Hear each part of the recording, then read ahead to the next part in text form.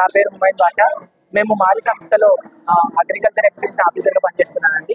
మన మాలి సంస్థ ఆధ్వర్యంలో మహిళలకు చైతన్యపరచాలి, మహిళల యొక్క జీవనోపాధిని పెంచాలనే ఉద్దేశంతోనే మన మాలి సంస్థ కొంచెం పెట్టుబడితో, బెటర్ కాటన్ యొక్క ఆర్థిక సహాయంతో, తర్వాత మహిళల యొక్క కంట్రిబ్యూషన్తో బయో రిసోర్స్ సెంటర్ని స్టార్ట్ చేయడం జరిగింది.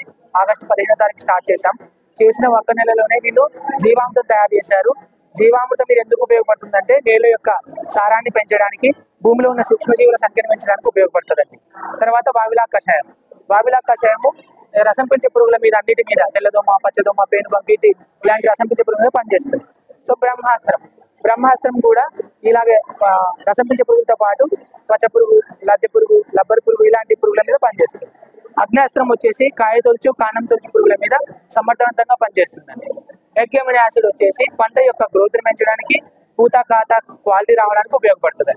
తర్వాత ఆవు మూత్రం మనము రా మెటీరియల్ యూజ్ చేస్తాము. దాన్ని స్టోర్ చేసుకొని ఎంత పాతగా అయితే అంత బాగా ఉపయోగపడుతుంది, మనం స్టోర్ చేసి పెట్టుకుంటాం. సో పుల్లటి మజ్జిగ, ఏదైతే పుల్లటి మజ్జిగ ఉందో పంటలో వచ్చే ఆకుమచ్చ తెగులు, బుడ్డ తెగులు, ఇట్లా ఫంగస్ ఏదైనా ఉన్నా దానికి మనం శిలీంద్రనాశనంలో ఉపయోగిస్తామండి.